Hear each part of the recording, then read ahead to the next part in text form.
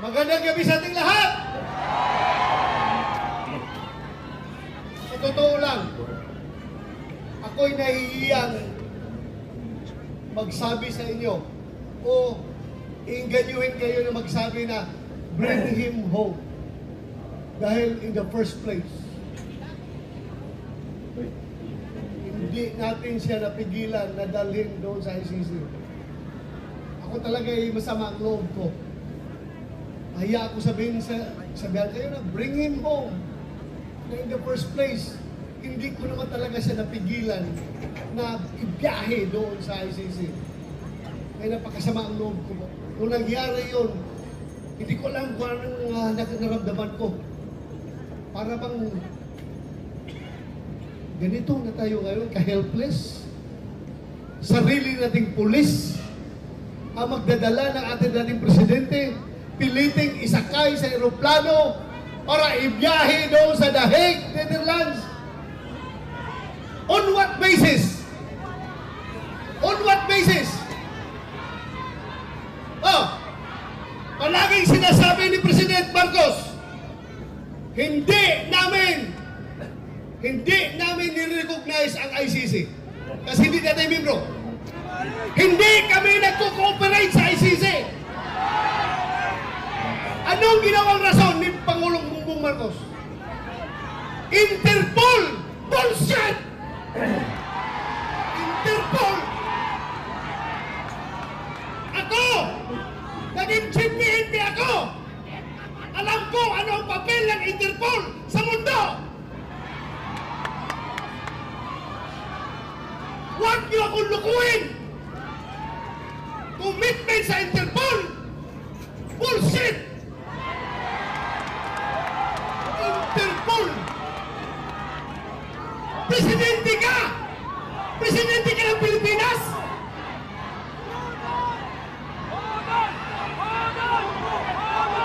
Presidente ka ng Pilipinas!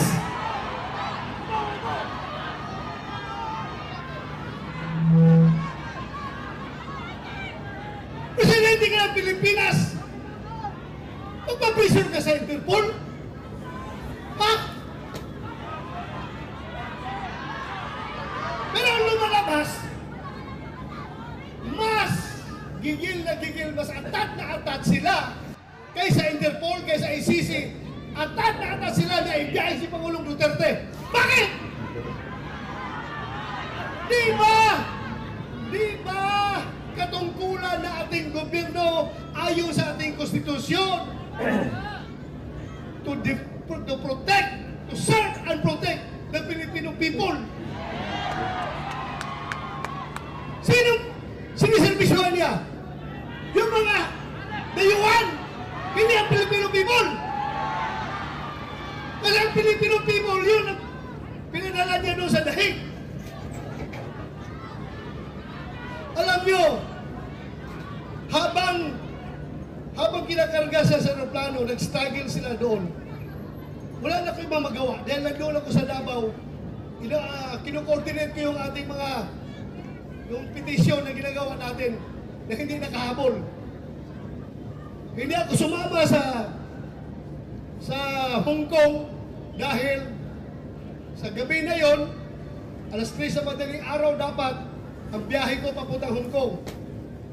Pero mayroong nag-leak sa akin na informasyon. Hindi pa rin tulog ang Diyos.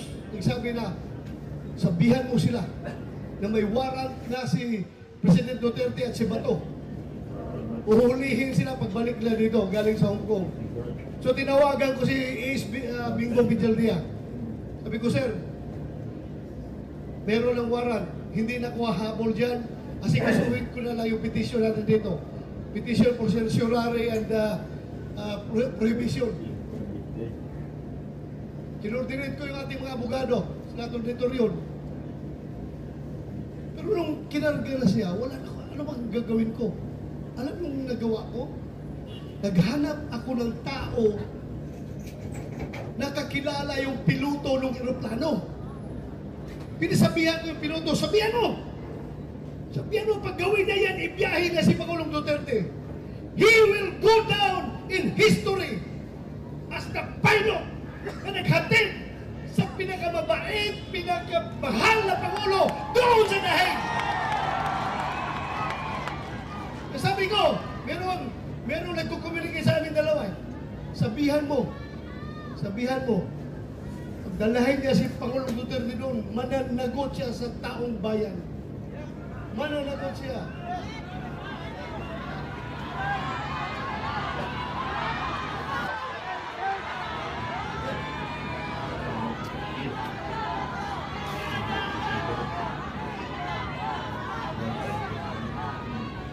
Alam niyo, ang nakakasama ng loob ko. Alam mo yung isang barangay kapitan? Isang barangay kapitan, balit na barangay. Kausapin mo, Kap, anong tingin mo dito? Tama ba ito? Hindi. Sabi ng kapitan sa'yo, Sir, ikaw naman, Sir. Pareho tayong lalaki. Hindi pwede yan, Sir. Hindi talaga. So may isang salita. Pero may nakausap ako isang presidente. Dalawang bisis ha! Unang bisis, doon sa Bukidnon. Kasi noong 2022 election, kung hindi si Inday Sara makasama sa kanilang rally, kasi mayroong ibang commitment, ako ang nagpo-proxy kay Inday Sara. Kasama kami sa stage.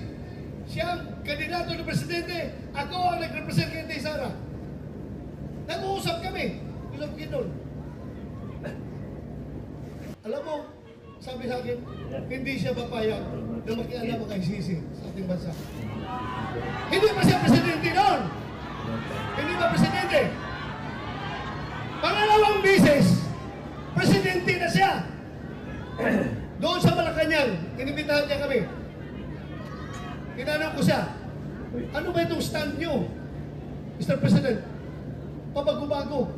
Iba yung sinasabi mo, tapos yung mga tao mo, iba ang sinasabi. Ano ba talaga? Mabuti yung lalaki sa lalaki, sir. Sabi ko, lalaki sa lalaki, sir. Prangkahin mo ako. Para I know what to do. Please, prangkahin mo ako. Sabi niya sa akin, alam mo ba to? Kahit gabuhok mo, kahit wala kang buhok, ha? Kahit gabuhok mo or buhok ni President Duterte, hindi mahawakan ng ICC. Hindi ako mapayag na papasok ang ICC dito. Alam mo, dagdag niya. Kasi, kung papayagan ko yan, alam nyo, kung papayagan ko yan, after ninyo, mga Duterte, ikaw, after sa investigasyon ninyo, baka kami na naman ang isusunod ng ICC. So, naniwala ako. Pero bakit ngayon, yung nagkahiwalay ang UNITIM, bakit biglang nagbago? Bakit biglang nagbago? Halata na itong lahat, ang ugat nitong lahat, ay kasakiman sa poder ng gobyerno. Ayaw nila na papalit si Vice President Inday Sara sa 2028 para maging presidente. Sinimulan nila yan sa People's Initiative.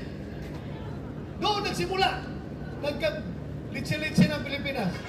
Ngayon, anong nangyari? Saan pupunta ang Pilipinas nito? Wala. We're very much divided.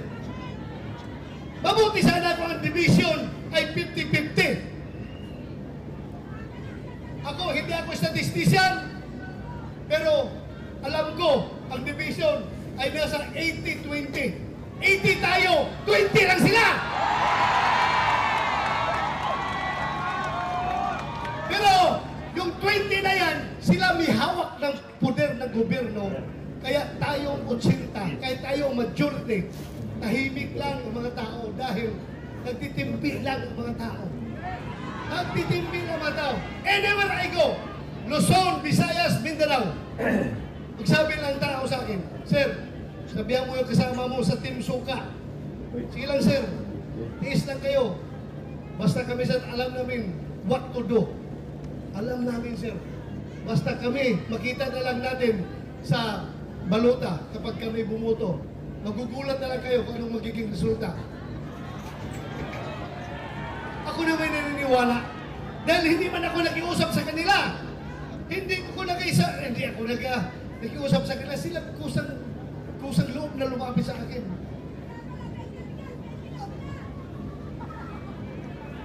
Alam nyo, ang nakakasama pa, ha? Ako, kilala ko at nakasama ko si Pangulong Duterte almost 40 years. 39 years more. More than 39 years, magpo 40 years na kami magkakilala. 1986, pag-graduate ko sa PMA, pagdating ko sa Davao, Vice Mayor pa siya noon,